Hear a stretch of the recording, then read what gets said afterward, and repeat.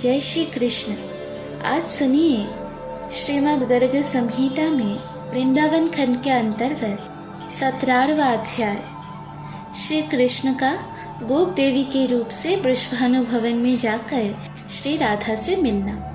मुनि, श्री राधा कृष्ण के चरित्र को सुनते सुनते मेरा मन अघाता नहीं। ठीक उसी तरह जैसे शरद ऋतु के प्रफुल्ल कमल का रसपान करते समय भ्रमरों की तृप्ति नहीं होती।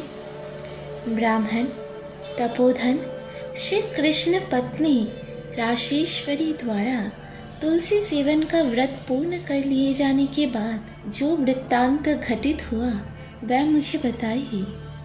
राजन, श्री राधिका की तुलसी सेवा के निमित्त की गई तपस्या को जानकर उनकी प्रीति की परीक्षा लेने के लिए एक दिन भगवान श्री कृष्ण वृषभानुपुर में आए।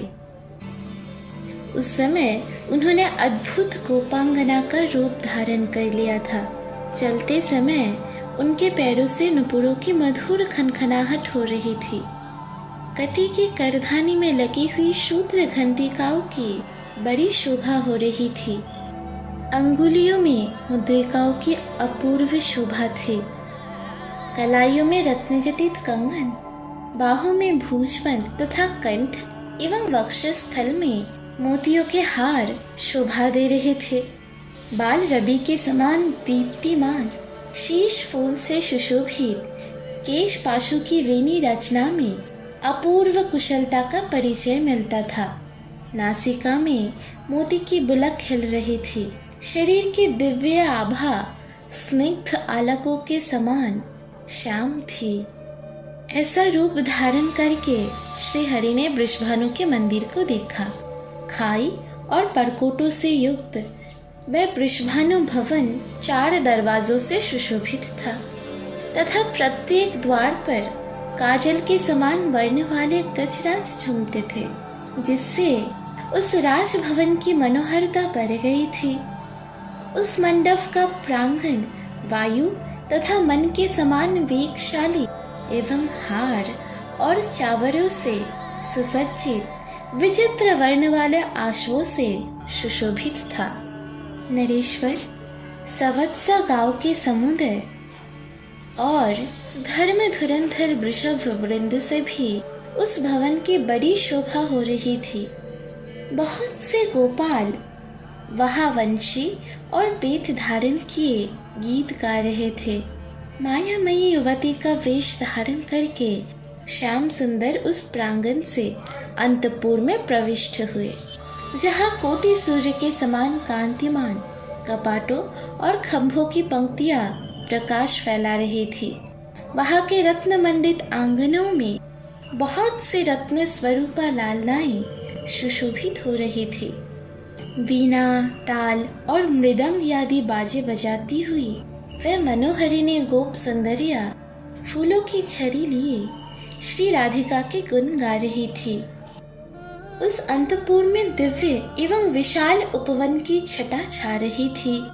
उनके भीतर अनार, कुंद, मंदार, नींबू तथा अन्य ऊंचे ऊंचे वृक्ष लहलहा रहे थे।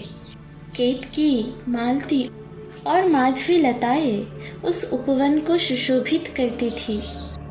वही श्री राधा का निकुंज था, जिसमें कल्प वृक्ष के पुष्पों की सुगंध भरी थी। नृपेश्वर, उस उपवन में मधु पीकर मतवाले हुए भेड़ी टूट पड़ते थे। वहाँ शीतल मंद सुगंध वायु चल रही थी, जो सहस्त्रदल कमलों के पराग को बारंबार बिखेरा करती थी। उस उद्यान में निकुंज शिखरों पर बैठे हुए नर कोकिल, मादा कोकिल, मोर, सरस और सुख पक्षी मीठी आवाज में गूंज रहे थे। वहाँ फूलों की सहस्त्र सैयाएं सज्जित थी और पानी की हजारों नहरें बह रही थी। वहाँ के मेघ मंदिर में सैकड़ों फुहारे छूट रहे थे। बाल सूर्य के समान कांतिमान, कुंडल तथा विचित्र वर्ण वाले वस्त्र धारण किए करोड़ों सुंदरमुखी सखियां वहाँ श्री राधा के सेवा कार्य में अपनी कुशलता का परिचय देती थी। उनके बीच में श्री राधिका रानी उस राज मंदिर के प्रांगण में टहल रही थी। वह राज मंदिर केसरिया रंग के सूक्ष्म वस्त्रों से सजाया गया था। वहां की भूमि पर पार्वतीय पुष्प, जलज पुष्प तथा स्थल पर होने वाले बहुत से पुष्प और कोमल पल्लव इतनी अधिक संख्या में बिछाए गए थे कि वहां पांव रखने पर गुल्फ तक का भाग ढक जाते थे। मालती के मकरंदों की बूंदें वहां झरती रहती थी। ऐसे आंगन में करोड़ों चंद्रा के समान कांतिमती, कोमलांगी एवं कृशांगी श्री राधा धीरे धीरे अपने कोमल चरण बिंदों को संचालन करती हुई घूम रही थी। मणि मंदिर के आंगन में आई हुई उस नबीना गोप सुंदरी को वृषभानु नंदिनी श्री राधा ने देखा। उसके तेज से वहां की समस्त लालनाएं हतप्रभ हो गई। जैसे चंद्रमा के उदय होने से ताराओं की कांति फीकी पड़ जाती है, उसके उत्तम एवं महान गौरव का अनुभव करके श्री राधा ने अभ्युत्थान दिया और दोनों बाहों से उसका गाढ़ा आलिंगन करके उसे दिव्य सिंहासन पर बिठाया। फिर लोक रीति के अनुसार जल आदि उपचार अर्पित करके उसका सुंदर पूजन आरंभ किया। श्री राधा बोली, सुंदरी सखी, तुम्हारा स्वागत है। मुझे शीघ्र ही अपना नाम बताओ। तुम स्वतः आज यहाँ आ गई, ये मेरे लिए महान सौभाग्य की बात है। इस भूतल पर तुम्हारे समान दिव्य रूप का दर्शन नहीं होता। शुभ्रू, जहाँ तुम जैसे सुंदरी निवास करते हैं, वह नगर निश्चय ही धन्य है। देवी, अपने आगमन का कारण विस्तार पूर्वक बताओ। मेरे योग्य जो कार्य हो वह तुम्हें अवश्य करना चाहिए।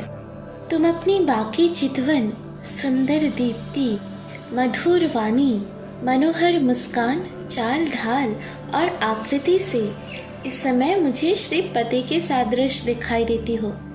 शुभे, तुम प्रतिदिन मुझसे मिलने के लिए यहाँ आया करो। यदि ना आ सको तो मुझे ही अपने निवास स्थान का संकेत प्रदान करो, जिस विधि से हमारा तुम्हारे साथ मिलना संभव हो। वह विधि तुम्हें सदा उपयोग में लाना चाहिए। हे सखी, तुम्हारा ये शरीर मुझे बहुत प्यारा लगता है, क्योंकि मेरे प्रियतम श्री ब्रजराज नंद की आकृति तुम्हारी ही जैसी है, जिन्होंने मेरे मन को हर लिया है। अतः हे देवी, तुम मेरे पास रहो।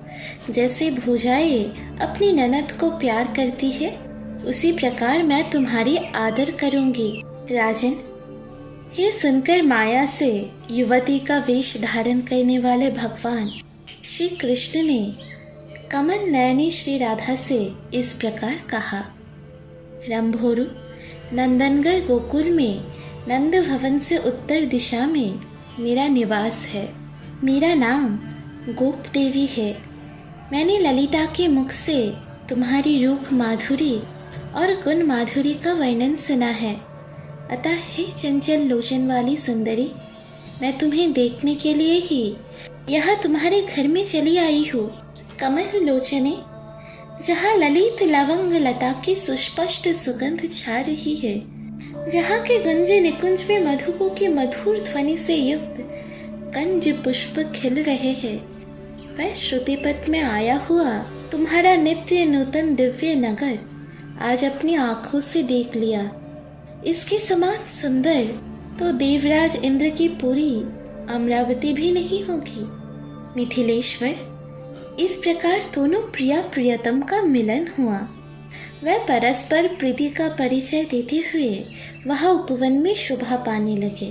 पुष्पमय कंदुक के खेल खेलते हुए वह दोनों हंसते और गीत गाते थे। वन के वृक्षों को देखते हुए वह इधर उधर विचारने लगे। राजन, कला कौशल से संपन्न कमल लोचना श्री राधा को सम्बोधित करके गोप देवी ने मधुर वाणी से कहा, ब्रजेश्वरी, नंदनगढ़ यहाँ से दूर है और अब संध्या हो गई है, अतः जाती हूँ। कल प्रातःकाल तुम्हारे पास आऊंगी, इसमें संशय नहीं है। राजन, गोप देवी की ये बात सुनकर ब्रजेश्वरी श्री राधा के नयनों से त्वकाल आंसुओं की धारा बह चली। वह रोमांच और हर्षोत्काम के भाव से आवृत हो कटे हुए कदली वृक्ष की भांति पृथ्वी पर गिर पड़ी। ये देख सखिया शशांक हो और तुरंत व्यजन लेकर पास खड़ी हो हवा करने लगी। उनके वस्त्रों पर चंदन पुष्पों के इत्र छिड़के गए। उस समय गोप देवी ने श्री राधा से कहा, राधिके, मैं प्रातःकाल अवश्य आऊंगी, तुम चिंता ना करो। यदि ऐसा ना हो तो मुझे गाय, गोरस और अपने भाइयों की सौगंध है। नृपेश्वर, यो कहकर माया से युवती का वेश धारण करने वाले श्री हरि श्री राधा को धीरज बधाकर श्री नंद गोकुल में चले गए।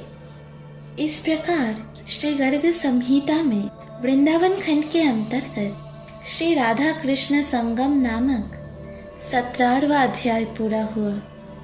अगली अध्याय में आप लोग सुनेंगे श्री कृष्ण के द्वारा गोप देवी रूप से श्री राधा के प्रेम की परीक्षा तथा श्री राधा को श्री कृष्ण का दर्शन।